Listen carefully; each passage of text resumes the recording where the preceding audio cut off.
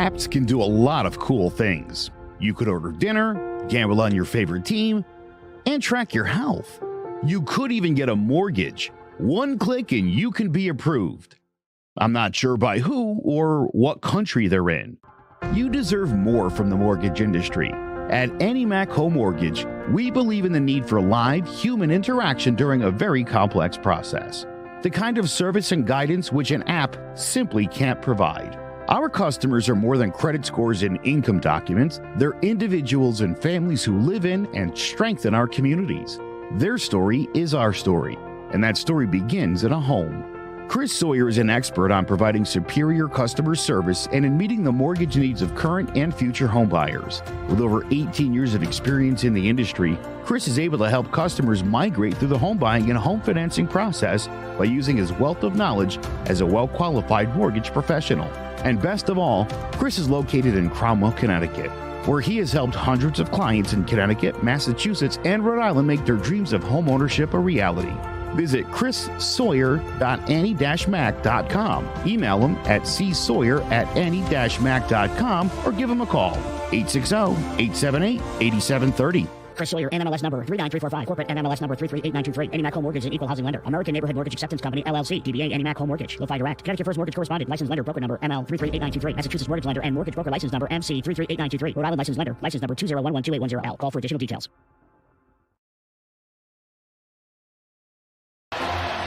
Jones on first down, wide open, it's Barkley.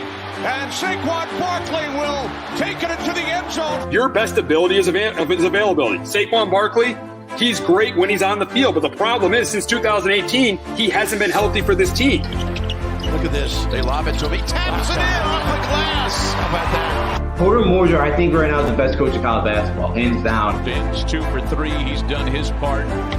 Pitch is drilled to deep right field toward the pole, and it is gone. They don't mind not being what they were in the 90s as the best organization in baseball, because the Yankees are not. They're even close to the best organization in baseball. You're trying to be the Rays, and the Rays do this for a reason. Like, you're the Yankees.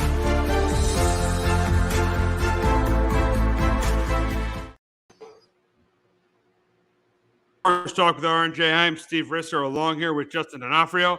And the biggest story of week 1 in college football was Deion Sanders and his Colorado Buffaloes pulling off the huge upset over the TCU Horned Frogs, who got to the national title game last year. And it's just fitting that they kick off week 2 of the college football season. They'll be playing again in the big noon Saturday kickoff game against Nebraska.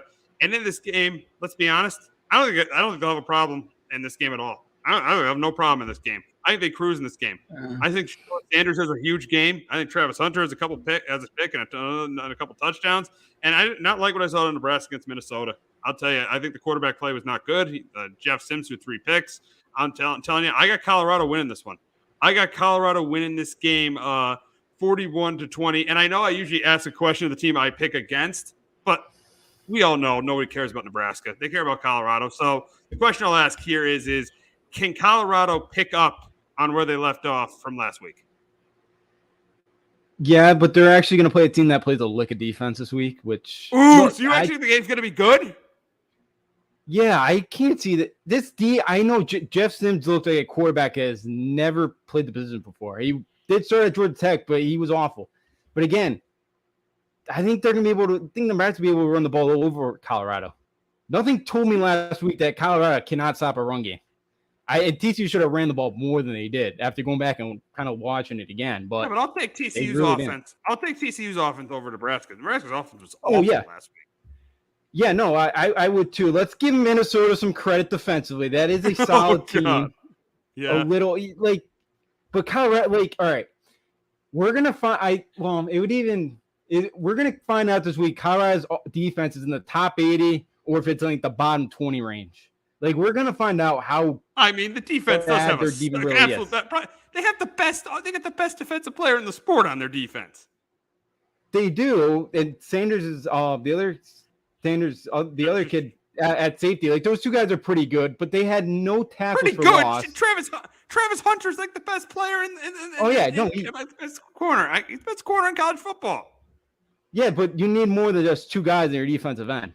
They have no depth offensively. That's what I worry about. And they won that game like they won the Super Bowl. Like, how do you come off of that? Now you guys because it's a very early kick. It's a 10 a.m. kick out in Boulder. Like that is an early kick. You don't think they'll be ready? You don't think they'll be ready to go?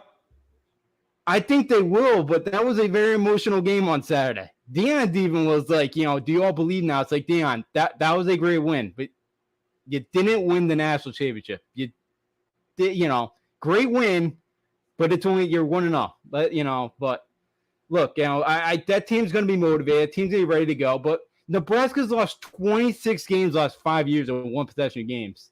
They've lost 26 games the last 5 years that are one possession ball games. Nebraska doesn't get blown out. Nebraska's probably going to find a way to lose this football game like they usually do. Yeah, I think Colorado wins, but I don't think this is a blowout. Like, I get why they're in the top 25. I thought it was a little bit of they have some dudes. You mentioned Travis Hunter. He played 129 snaps last week. And we have never seen anything like that because he's their number one option at the wide receiver position. When they need a big play, the ball is being thrown to him. And at cornerback, is the best D-back in the sport. But I think Nebraska keeps this thing close. I really do. I really need to see this Colorado team play some defense. And look, when they play Oregon in 2 weeks and then USC the week after, those 2 point totals, I'd be shocked if they're not over under 80 points, or more. Like the USC game, that may be a basketball score. That's going to be crazy. That game might be in the 60s. That's going to be probably the most entertaining games to watch all year, but that game's going to be in the 60s. But the big question is we talked about the Pac-12. Can Colorado compete in the Pac-12? Can they win the Pac-12? I don't think I know I'm high on Colorado, but I'll even admit I don't think they can win. I think they're going to finish 4th or 5th in the league, but I do think this is at least an 8-win team or 7-8 win. They're going to win at least 7. They definitely will win at least 7. All right, the games they might lose. The at Oregon was going to be a tough one. Obviously, the USC game will be tough.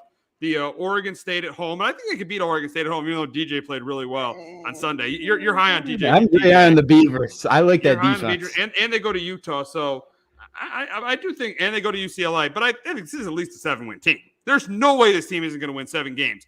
But I don't think they can win the Pac-12. And for the reasons you stated, their defense isn't that good.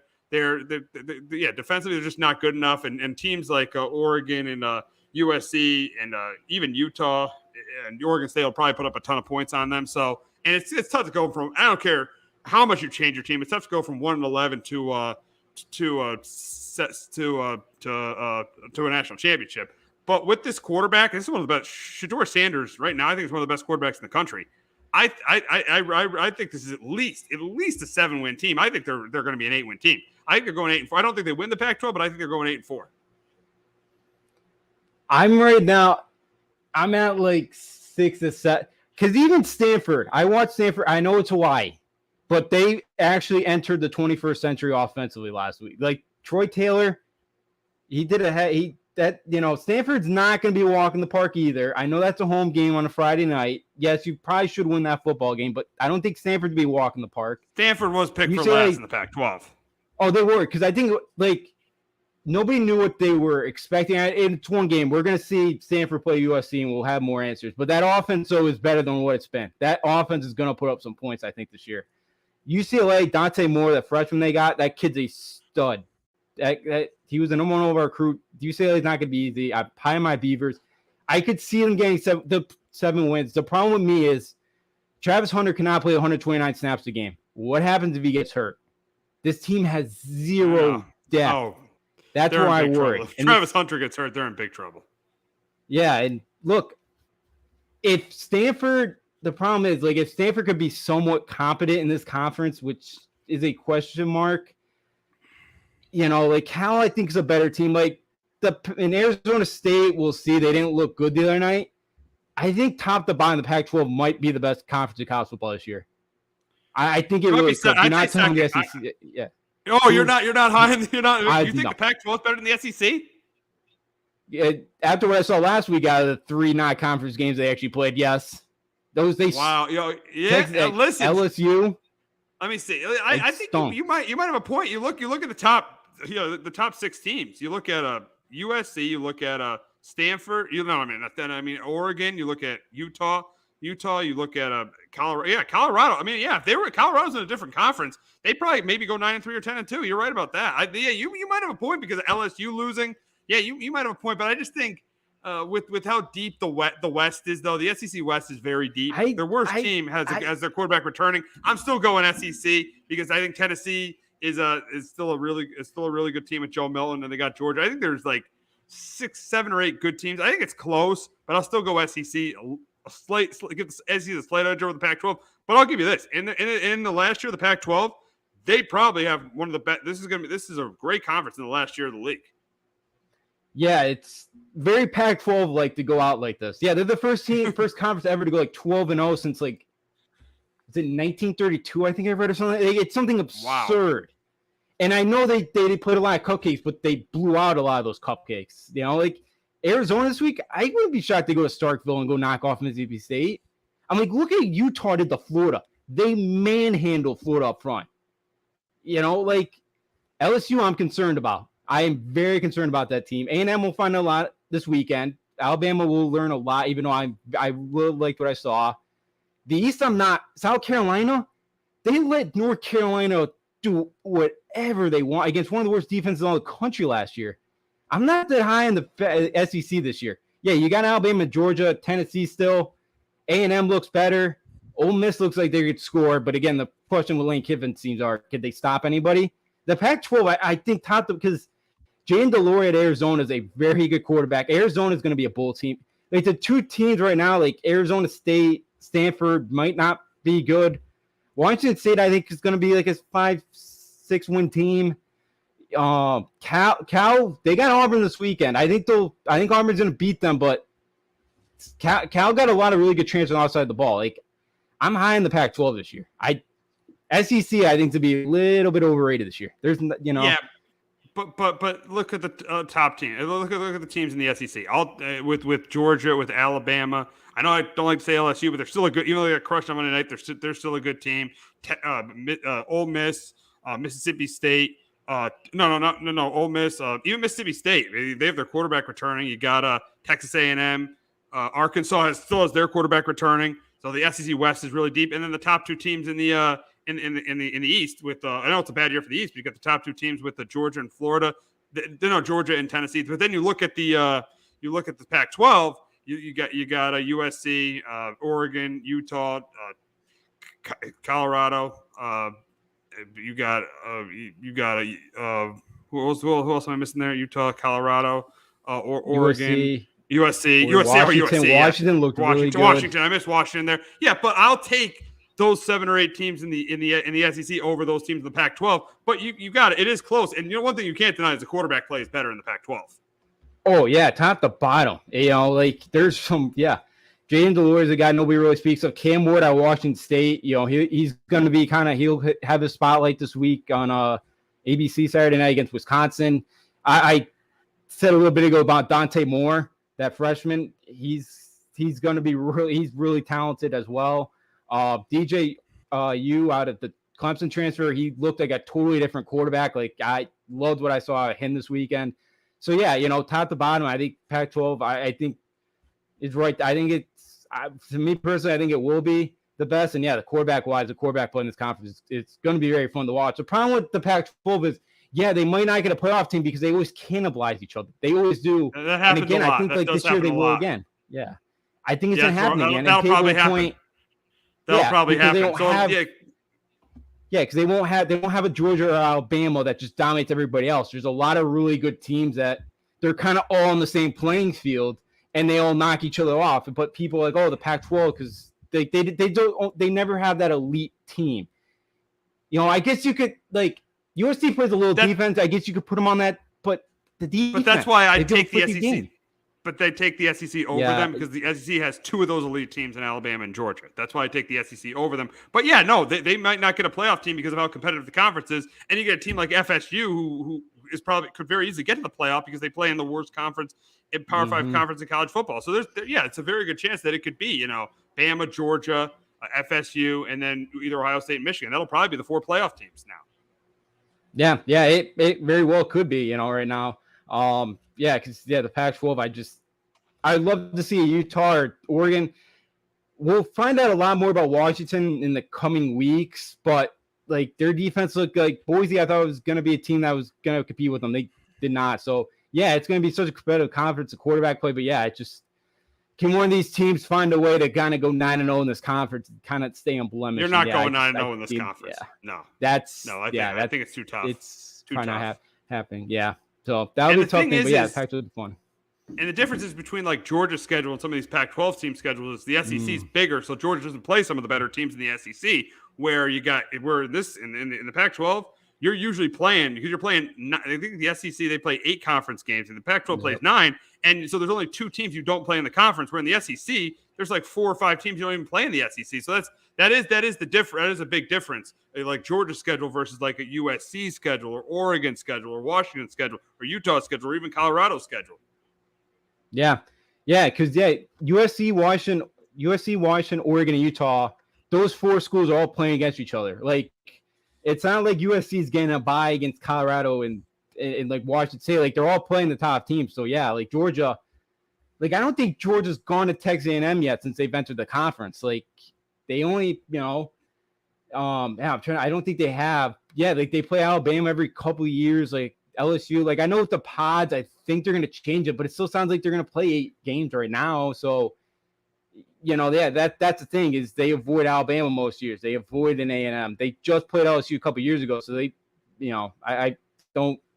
I'm still not there yet on the whole, how the pod schedule thing's going to work, but so like they don't play Alabama and LSU every year. Their crossover is Auburn every year, and Auburn's a decent, but Auburn always goes through those peaks and valleys. This year, Hugh Freeze, maybe they'll be better. Peyton Thorpe, he's an okay quarterback. He's not great, but yeah, that was a great point. The Pac-12, the scheduling wise, yeah, it's Pac-12. It's you don't play 2 of the teams every year, and especially in this year where they no really basement, and they kind of make sure that USC plays Oregon, Utah, Washington. They don't, so that's kind of the thing, and yeah, so like the top teams are playing the top teams of the conference, which again makes it funner, but yes, it does hurt for trying to get one of those teams in the playoff. But I do like how they make them go through it, but it's tough.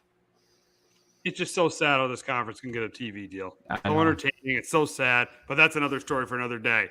But before we wrap up with Colorado, I got a question about Deion. Is he right now the biggest star in college football? And I think it's pretty obvious he is. I think he definitely is the biggest star in college football.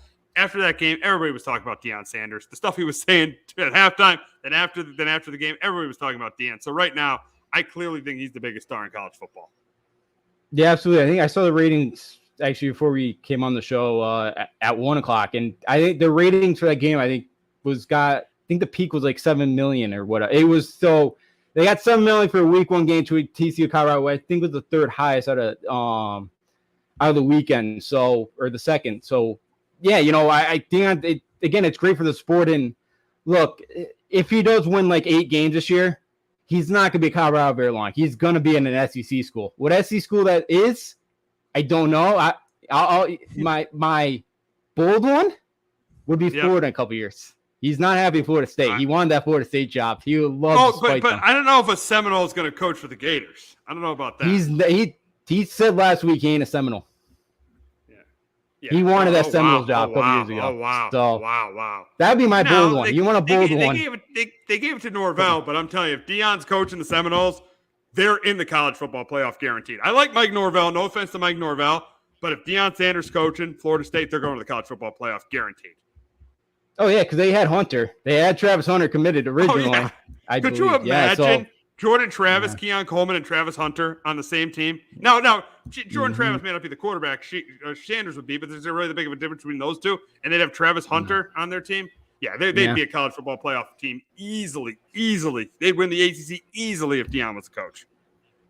Oh, yeah, especially what we've seen. Well, North Carolina maybe, but yeah, they'd be the runaway favorite in that conference. So, yeah, Norvell's done a heck of a job. You saw it Sunday night. They manhandled an SEC team. But, yeah, if he was there, that's my bold prediction. He's not going to be at Colorado very long. Napier, what I saw Thursday night, I don't know if he'll get fired this year, but maybe next year. Colorado has another good year in the Big 12. I could see Florida go, trying to go grab him because he's not going to be at Colorado much longer. He's not. If this thing goes the direction that kind of seems like it really will. And, Yeah, he's the biggest star. And that, going back to him being the biggest star. Oh, yeah. No, let me tell you, I think the Colorado-Nebraska game will outrate Texas-Alabama. It'll outrate Texas-Alabama just because of Deion. Yeah. It's going to be neck and neck. Even though they're playing Nebraska, I think that Colorado game is going to outrate them because people want to watch Colorado. People want to watch this Colorado team. Yeah, the only thing is West Coast, because it's 9 a.m., maybe there's a little dip in that where it's Saturday night, more people are tuning in. But I could totally see it. I think those two games are going to be neck and neck this weekend. Because, they're two great showdowns. But, everybody kind of wants to see this show. And, look, Travis Hunter is what Shohei Ohtani is in baseball. He's a stud. He's a stud on both ends.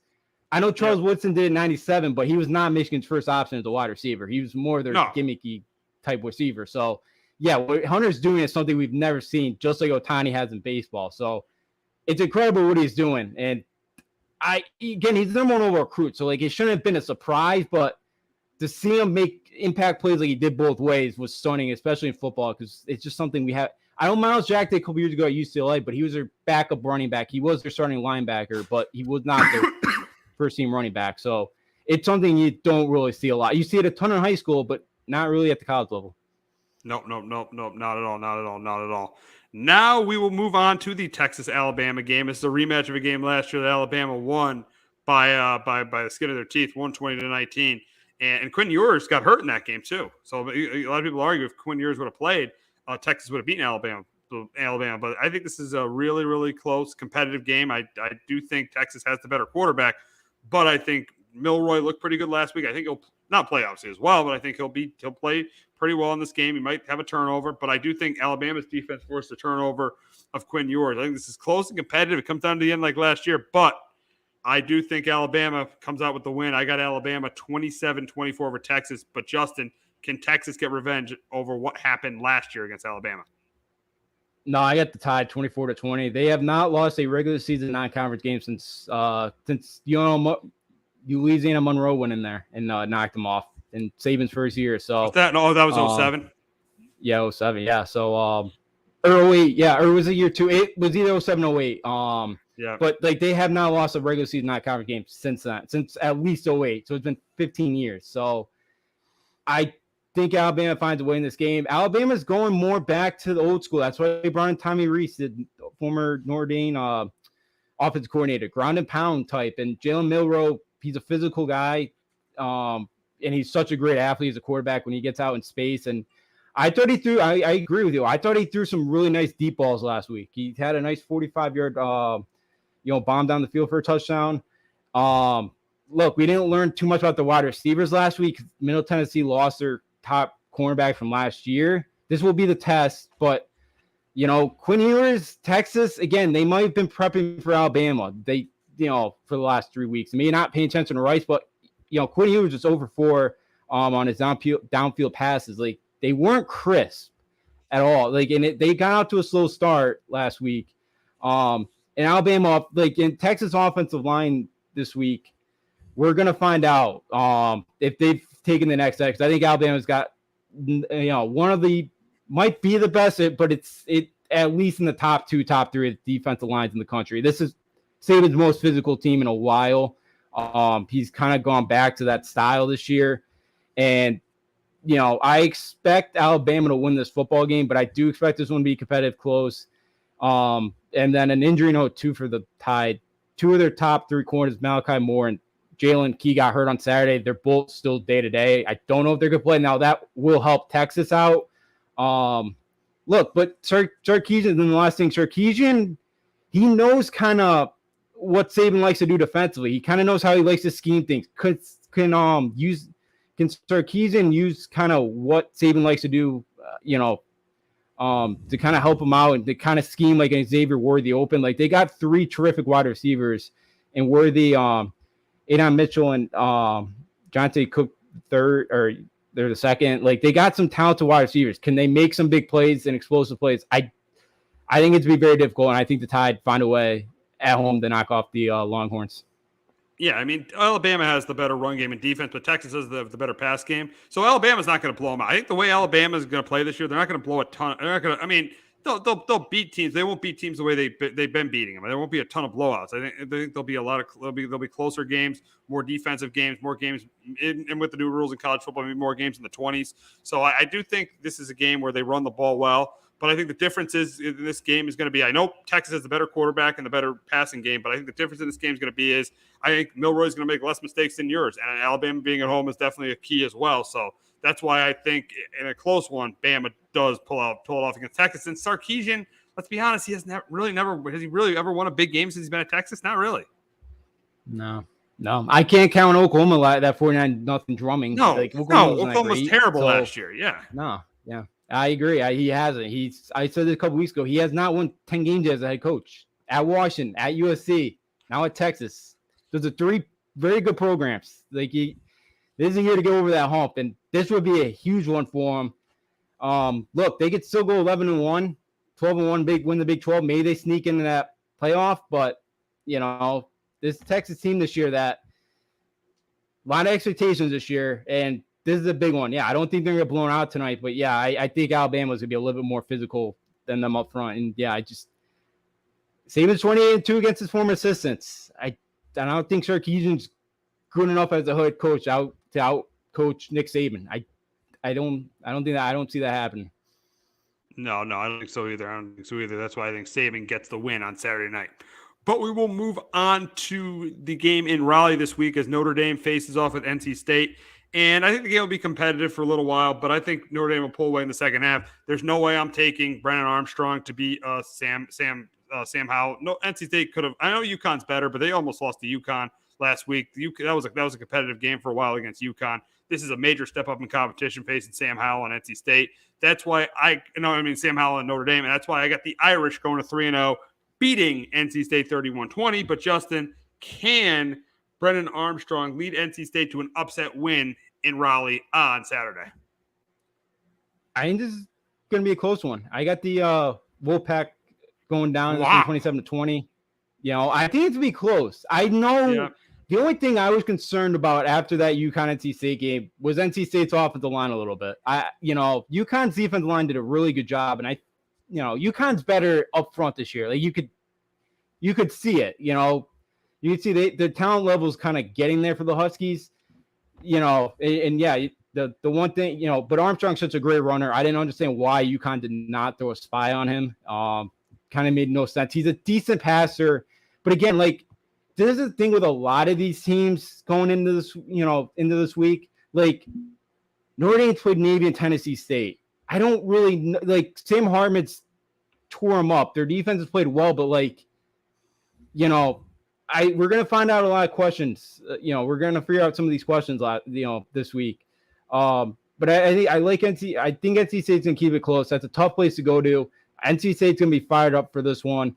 Brandon Armstrong's a good quarterback. He's not great. But I expect the Wolfpack to keep this close. And Notre Dame's, they've won the last 28 games against ACC opponents in regular season. They've been very good against them. He's got 6 touchdowns to 6 INTs. His complete percentage is right under 60% against the Wolfpack. They've seen him a lot. They've seen his tapes at Wake Forest. So it's a different offense, yes. But I think the Irish have a little bit more talent offensively, and they will find a way to win this football game. We got the Utes heading to Baylor, coming off their win against Florida last week. They're heading to Baylor. Baylor had a really bad loss to Texas State, even though you were a big fan of the Texas State coach. They had a bad loss to Texas State, and I think Utah wins this game, and I think Cam Rising might not play, but I still think even if Cam Rising plays or not, Utah wins it by double digits. I think Baylor's defense was terrible last week. I think they continued to not play well, and I got Utah 30-20 over Baylor on Saturday. But Justin, can Baylor bounce back from their loss last week? No, I got the Utes 27-17. Their secondary is not great. Now, without Cam Rising was cleared yesterday to participate in full activities. I don't know if he's still going to play or not this weekend. I don't think they're going to need him.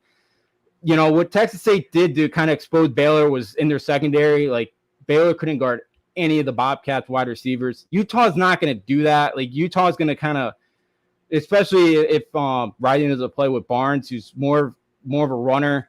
They're going to run the football against them, so I don't think they'll expose them in that way. But Baylor's offensive line too was just it was ugly, and I think they're going to have a hard time stopping. They're going to have a hard time stopping Utah's defensive line. That I know last year they had some struggles at times, but it's back to what we kind of expect the Kyle Whittingham team to be. And Baylor's starting quarterback Blake Shapen's going to be out for the next 2 to 3 weeks with a with an MCL sprain. So it's going to be the Mississippi State transfer Sawyer Robertson, who's not played a lot of football. And he was 6 for 12 the other night with a pick against the Bobcats. So I think Utah defensively, I think they do the same thing they do with against Florida last week. They kind of just keep them at arm's length. They don't blow them out, but they kind of convincingly win the football game. We got Ole Miss traveling to Tulane. Are they playing the game in Tulane? Yep, they're playing Ullman Stadium. Oh, it's at Tulane. No. Oh, wow. Yeah. So it's at Tulane. Oh, wow. So they're playing it at Tulane. So I think this is going to be a good game for maybe a quarter or two, but I think Ole Miss pulls away in the second half. I think with their quarterback, Jackson Dart, and with the running back, they got Juggins. I think they pull away in the second half. As we know, Tulane won the Cotton Bowl last year, but they don't have Tajay Spears anymore, and I think that's going to hurt them in this game. I got Ole Miss beating Tulane 34-20. I know Tulane won the Cotton Bowl, but I would not have the number 24 in the country. But can they pull off an upset over Lane Kiffin this week? You got to put some respect in Tulane's name. This is a good football team. Willie Fritz and his staff, that's one of the best. You're a big Willie Fritz guy? You like Willie Fritz? He should have got the Georgia Tech job. Should have got that job at least. The problem with me is they don't have their best player from last year anymore. No, they don't. But Michael Pratt, their quarterback, is I know it's South Alabama, but that's a South Alabama team that should have beat UCLA last year, and they had 19 starters back. They blew them out of the water, and everybody said that was a trap game for Tulane. They blew them out of the water. So I want to pick Tulane. I don't think they're going to win this game either, just because their defense still, they lost 2 of their 3 best guys on the defensive end last year, and for their final 5 games last year, they gave up 400 yards. And Ole Miss put up 73 points. I know against Mercer, but that's an FCS team that's still in the top 25. They blew out a respectable FCS opponent. Jackson Dart looked really good, played well. And Zaire Franklin, who the UTSA transfer, I don't think he's in practice yet this week. They won't be without him, but I don't think it matters. I think Ole Miss wins this one 38-31. I just think Ole Miss got way too much offense over Tulane. I think Tulane's going to put up points against Lane Kiffin in that offense and that defense, but it just won't be enough to keep up. I was impressed with Jackson Dart last week. He played really well, and I'm going to take Lane Kiffin and the Rebels to go on the road to knock off the Green Wave. So talking about Lane Kiffin and this Ole Miss offense, are they the biggest threat? Seeing what happened with LSU last week, are they the biggest threat to Alabama in the SEC West? Right now, I might go A&M. I know it's surprising to you. Really. Jimbo Petrino take the key to that offense. Wow.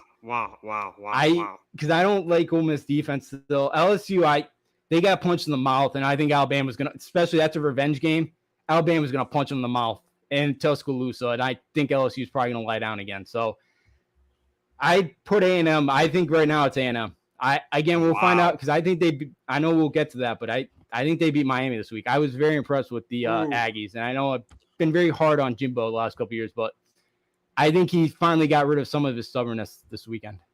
Wow. And now we're going to go to that game, Texas A&M and Miami. And I think Miami, I'm going to go opposite. I think Miami pulls the upset. I think Tyler Van Dyke plays really well. I think Miami pulls the upset here. I'm going to go with Miami in the upset against A&M. I just don't trust that A&M's offense is back. And I'm going to go with the Connecticut kid, Tyler Van Dyke, to lead the Hurricanes to the upset win. But seeing what you just said, you got Texas A&M winning their second in a row against the Canes. Yeah, I was very impressed with Connor Wegman. He played well at the end of last year too. Like this team knocked off LSU at the end of last season. He kind of, they played well, and for me too. Like Van Dyke was he was 1 for 4 from his downfield passes last week. Like I don't know what it is with him, but I haven't since Chris Balls took over. He hasn't been as good as that staff that now that SMU, I think Rhett Lashley was his OC his freshman year, and he hasn't been that great since. And I think I like what I saw more from A&M than I did with Miami. And Connor Wegman, I think plays well. They're 6'6" big play wide receiver. Evan Stewart, they still have Anu Smith, their another solid number 2 wide receiver. I think A&M's better. I think they got dudes still up front as well. Like a lot of those freshmen are now sophomores, and I know it was New Mexico, but I thought I did see some of these guys improve last week, and I think the talent's there. And I for how much I am critical of Jimbo Fisher, I even more of Mario Cristobal. And whatever team loses this game, it's kind of going to feel like it's last year again. And I think right now A&M's a better team than Miami. All right, we got a Pac-12, Big 12 matchup on Saturday night as Oregon faces Texas Tech. And I think this is a game that Oregon wins. And I think they win it pretty big. I think Texas Tech couldn't beat Wyoming last week. It's not like Josh Allen's still playing for Wyoming. Texas Tech couldn't beat Wyoming last week. I just don't think they're beating. They're beating Bo Nix and Oregon. I got Oregon winning this one. I think Bo Nix is a huge game. I got Oregon winning this one 41-24 over the Red Raiders. But Justin, is there any way Texas Tech could bounce back after what happened against Wyoming last week? You like Texas Tech coming in? Yeah, I did, and I'm going to take them this week. Whoa! Whoa! You see, you like the Pac-12 so much. You're taking a team that to Wyoming to beat Oregon? They went up 17-0, then 20-3. There was a lightning delay.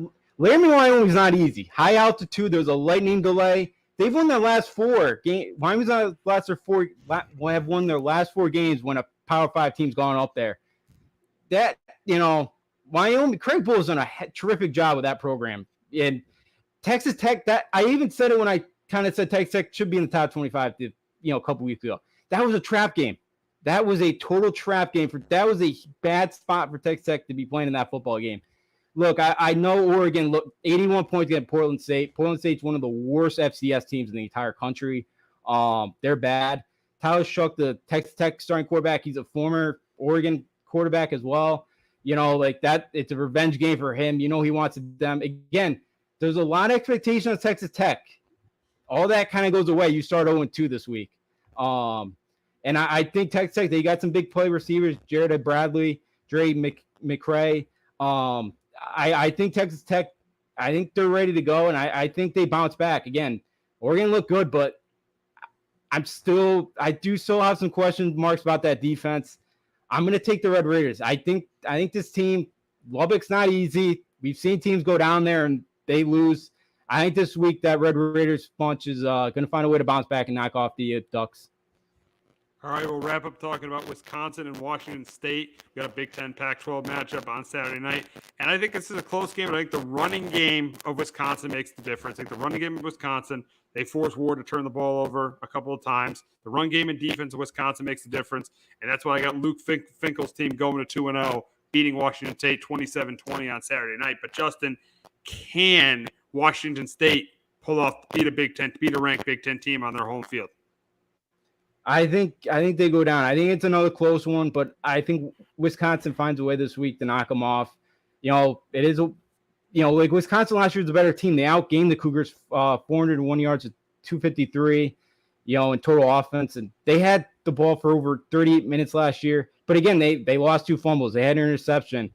They missed 2 field goals. They lost 17-14. Like, they were the better team that day. They just found ways to lose a football game. And yeah, with Wisconsin's running game, with Brandon Allen, who had 141 yards last week, and then also in Chaz Missoulin, who had 159 yards. I didn't think Mordecai played great. Like, I think Cam Ward on the other side, the Washington State transfer, I think he's a better quarterback right now than Tanner Mordecai, and I think he'll make some plays in this game. But it's supposed to be a nice evening in Pullman. It's supposed to be like 80 degrees, no rain, good weather game. I think Washington State's going to make some plays. First time they're hosting a Power 5 non-conference game since 1999. But I think right now Wisconsin's a little bit better than the Cougars, but it should be a good one. And I got Wisconsin find a way to knock them off this week. Yeah, definitely should be a good game between those two teams. But the Martian has landed in New York. But before we talk about that, we're going to hear from our friends at JPEG Financial and Shamrock Home Inspections. Do you have a 401k and some savings for future retirement, but don't even know if it's enough to live off of? How much is enough? How often are you thinking about it? The team at JPEX Financial Group can help set your mind at ease.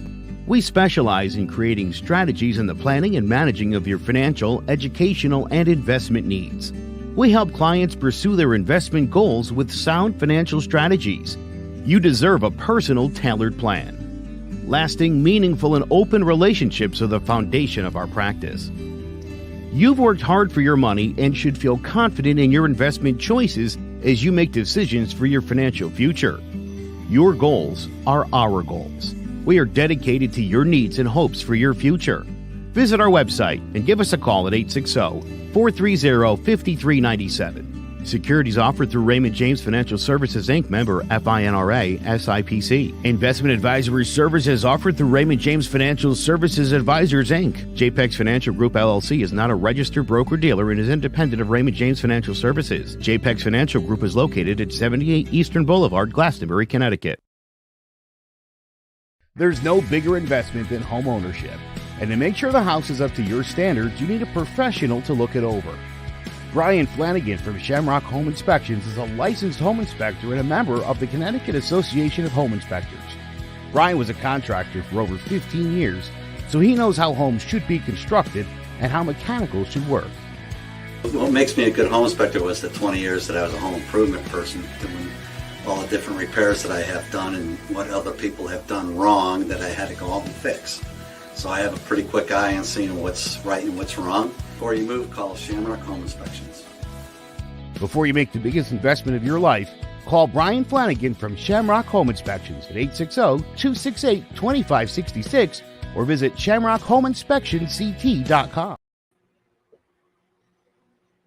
Has landed in New York for the Yankees, and how about that the weekend hit against the Astros? First at bat, he had the 2-run homer, put him up 3-0, and then on Sunday night he had the big home run, put him up 3-1, and it just he's been outstanding. And all the kids have. I know Peraza and Pereira have struggled, but you saw Austin Wells getting that RBI double on Sunday night. So the big thing is first before we get into how bad the GM screwed this up, we'll talk about what were your thoughts on Dominguez this weekend.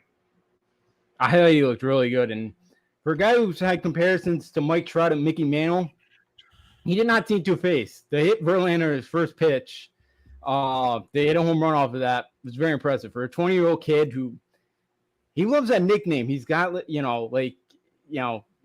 it doesn't seem to faze them. So look, and I think it sparked a lot of energy for that team, and it was awesome to see. And I thought Austin Wells, I know they were afraid of, can he catch at this level? I thought he called 3 really good games over the weekend. I didn't think he made too many mistakes behind the play. Like I thought he did a very good job. So I'm very excited for Dominguez, Wells. And again, they're fun to watch again. And I'll save it for our GM talk. But yeah, I love Dominguez, and I know it's been a kid that since the Yankees signed him at 16 years old, we've been every Yankee fan been waiting for his debut, and he did not disappoint against the Astros this weekend. Now let's get to the negative. How big of a mistake was this by Cashman not to bring these guys up? Should have Cashman brought these guys up earlier, and it's so obvious that he should have. I don't get how he didn't see this at like when they were losing when we were losing series to the Rockies and the Angels. I don't get how he didn't see this, or they were splitting series with the Mets. I don't get it. I just don't get at all how he didn't see that these guys were ready. These guys were ready to go, and we were watching, Billy McKinney, Isaiah Kiner-Falefa, Kyle Higashioka. I don't even know Garrett Cole's personal catcher's name. Who cares? He won't be here. He won't be there too long. I don't even care. Who cares? Who cares that? It's Billy McKinney, Jake Bowers. Why were we watching these guys and not seeing these younger guys? And they're doing better with these younger guys. It makes no sense. It's why Brian Cashman, I know he's not going to get fired, but he should be fired for what he did this year. These guys should have been up a month earlier, at least a month earlier than they were up. It's embarrassing that these guys weren't up earlier. It's absolutely embarrassing, and it's 100% on this general manager. I know why. I know why he didn't call them up. Why? The analytics. They don't fit their analytics. Oh, that's the only God.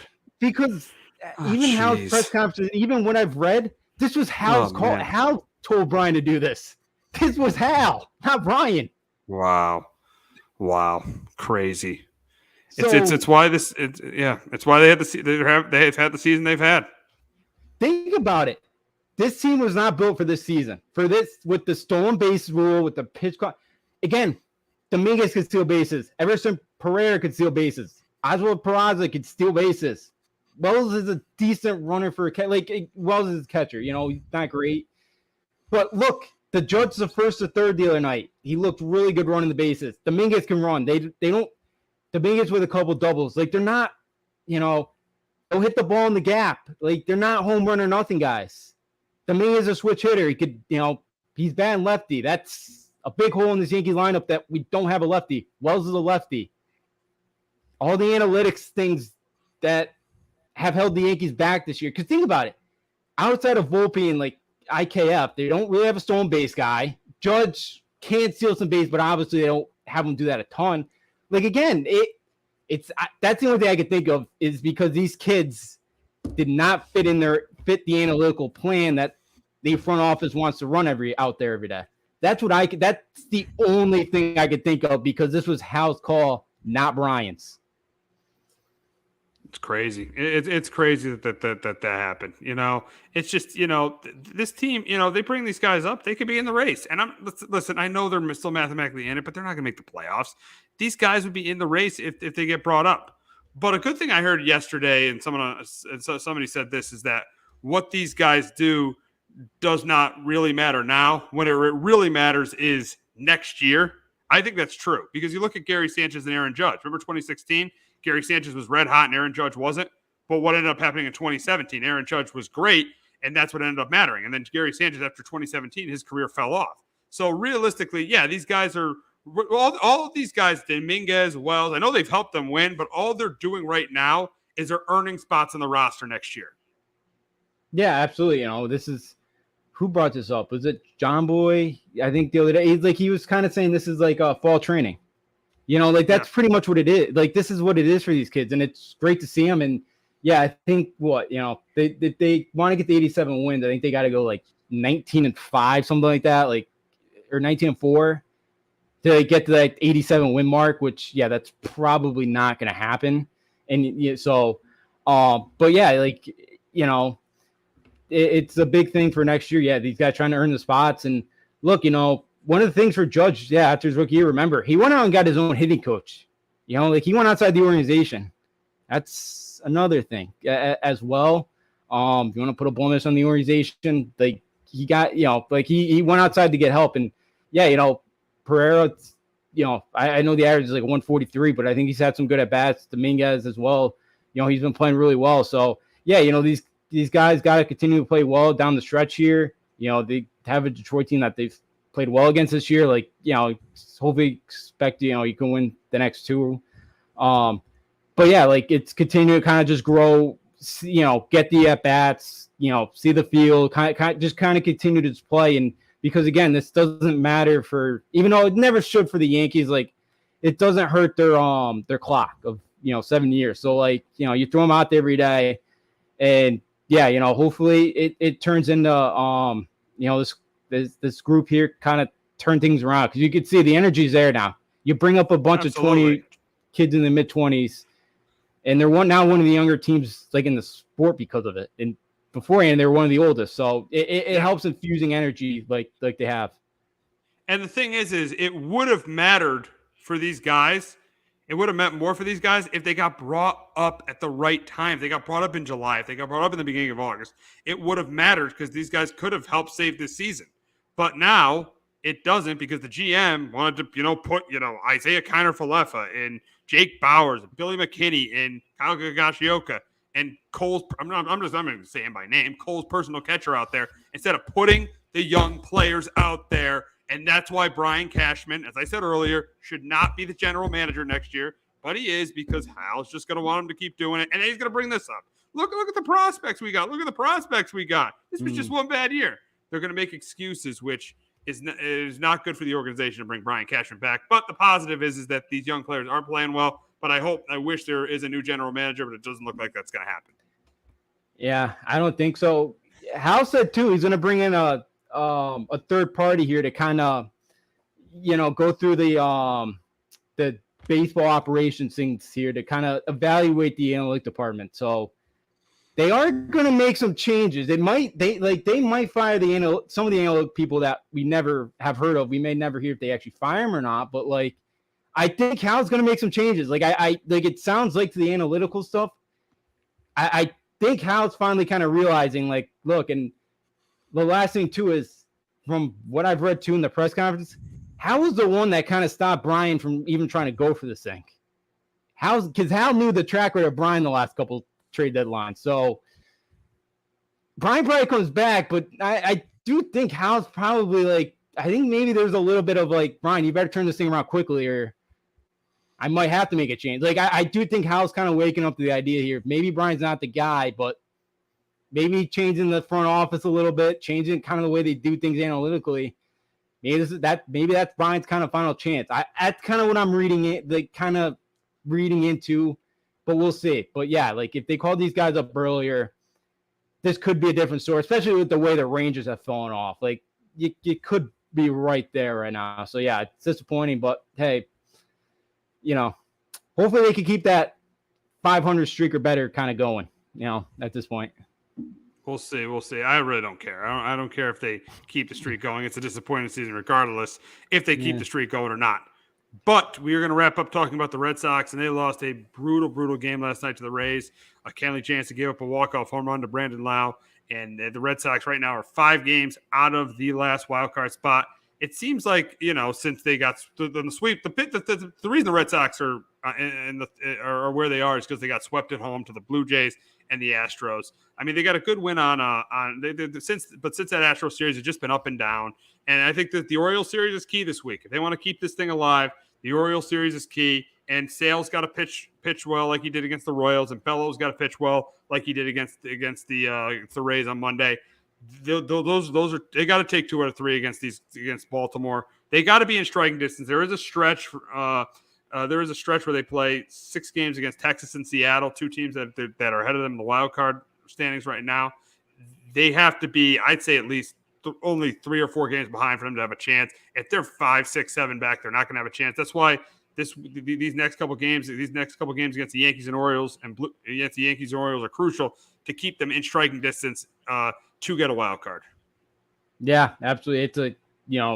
It's big this week to get a couple or at least one against the O's, and then you got the Yankees who they've owned. And yeah, like the way Texas is playing, like they've fallen off the map, and the Blue Jays are, Blue Jays have been playing better in a lot. They're 7-3 in the last 10. So yeah, if they kind of, go out there, they went 4-2. It might be a little, like 5. You might even have to go 5-1 at that point. But yeah, the thing is, like the bullpen last night was good again. Besides Jansen getting off the 2 home run, their starters just can't go deep right now.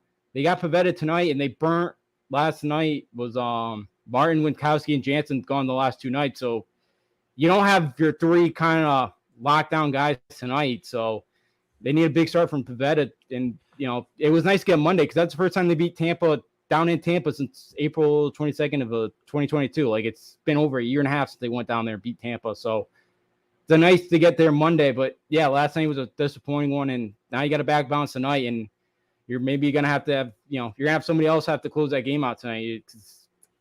I don't think he's going to use Jansen 3 nights in a row if that opportunity comes. So, yeah, for Boston, it's a huge kind of stretch here coming up. And you would like to finish it off and get the rubber match here against Tampa Bay, but that'll be tough. And then, yeah, the O's this weekend, they've been playing well all year. So, yeah, tough stretch. But, yeah, you got to kind of figure it out. And you got some teams that are ahead of you coming up. And, you got to put yourself in position to pass one of those teams going in. And, we'll see. Absolutely. And the thing is you talk about the Stars not going deep in games. Why do they not go out and get a pitcher at the trade deadline? That is beyond me. That's a humongous mistake by Chaim Bloom. Yeah, and you see what this results in them. This results in them getting swept to the Blue Jays. This results in them getting swept to the Astros. They were right there. They were right there in July. At the end of July, they were right there. And they've been treading water really ever since that Toronto series because they didn't improve their team. And that's why I consistently say, just like with Brian Cashman at the Yankees, if the Red Sox don't make the playoffs, Chaim Bloom has got to be fired because he had a chance to make this a really, really fun September in Boston. It still might be if they start getting hot, but they had a real chance to make this a fun September. and he just didn't do anything at the trade deadline. And I just don't think he should be back as GM if they miss the playoffs. Yeah, they're starting to be a little kind of question if he's going to even come back or not. Like, if the Red Sox ownership is going to get rid of him or not. So, yeah, there's starting to kind of be some conversation of that happening. So we'll see if the ownership kind of pulls the trigger on that. But I'm with you. I think they got to make a move and kind of get rid of him because, yeah, like it's another disappointing trade deadline, as you mentioned. Like this team was in position and they didn't go out and help him out. And you know, I mentioned this at that time. Devers even said too, like we know we need pitching. They did not go out and do it. You know, Julio, Urias has been a nice player for him. He's but like obviously that's not a guy that's going to put you over the top. But yeah, they needed help. You saw what happened with Urias this week. Thank God they didn't go out and get him. Yeah. I mean, not Julio. I'm thinking the other guy. Luis Urias, the kid from the Brewers. Gotcha. That's what I meant. They did get him. Mess up the name there, but yeah. So I think for the Red Sox, they should have done it, and they were banking on Paxton, who struggled lately. They were banking on Sale to be healthy, and I think they were banking on Corey Kluber to be back healthy. And they were banking on the wrong guys. They were banking on these. Yeah. This isn't 2015. They were banking on the wrong guys to be reinforcements. And they definitely have not been reinforcements for this team. Yeah, I agree. I agree with you. Yeah, it's the same thing with the Yankees kind of did. They were wanting some of those guys to get back healthy. They thought, and yeah, it didn't work out. And it's disappointing because it's the fan base that kind of thought they could be in the race this year. That they're still in the race, but yeah, kind of thought they had a chance for Chaim Bloom to kind of help them push this team, to get one of those wild card spots. But yeah, he didn't do anything. He stayed put, and that offense has been good. But look, the pitching staff's kind of been their Achilles heel all year. The bullpen's been good. Like they need a starter, and there's guys out there and available, and they just didn't. I know Erod did not want to go to LA, the Dodgers, but he would have gone to Boston. I think he would have gone to Boston if the Red Sox wanted to trade for him. Like I don't think he would have declined. Oh, he would have definitely went. He would have went. He would have went. That's another mistake. Yeah. Erod, Verlander, Scherzer, Giolito. They should have all been going. They should have got one of those guys, and that's the most disappointing thing for them. Is they should have gotten one of those guys. They haven't, and it looks like they're going to miss the playoffs. They might not. They're probably not going to finish in last. Who knows? The way the Yankees are playing right now, this might be their I think third last place finish in 4 years, but. Yeah, look, because they didn't go out and make one of these moves, they're probably going to miss the playoffs. Yeah, it seems like it. You've dug yourself in a hole, and you got a chance. We've mentioned, Toronto, Texas coming up, but we'll see. It may be too little, too late for this team, and with the pitching staff and Toronto's offense right now is starting to heat up. Like that's not going to be an easy series, and they just swept you. I know they owned them the Red Sox owned the first couple series, but we'll see if the Red Sox can bounce back and figure it out and try to get at least 4 or 5 wins in those 6 games, but it maybe I think it's be a little bit too late for them. Absolutely. So that's going to wrap it up this week on Sport Talk with R&J. For Justin D'Onofrio, I'm Steve Risser. We will be back next week talking week 2 of the NFL season, week 3 of the college football season, and the Yankees and Red Sox. Have a great weekend, everyone. Jones on first down, wide open, it's Barkley. And Saquon Barkley will take it into the end zone. Your best ability is availability. Saquon Barkley, he's great when he's on the field, but the problem is since 2018, he hasn't been healthy for this team. Look at this. They lob it to him. He taps it in off the glass. How about that? Porter Moser, I think right now is the best coach of college basketball, hands down. Fins 2 for 3. He's done his part. Pitch is drilled to deep right field toward the poles, and it is gone. They don't mind not being what they were in the 90s as the best organization in baseball, because the Yankees aren't even close to the best organization in baseball. You're trying to be the Rays, and the Rays do this for a reason. Like, you're the Yankees.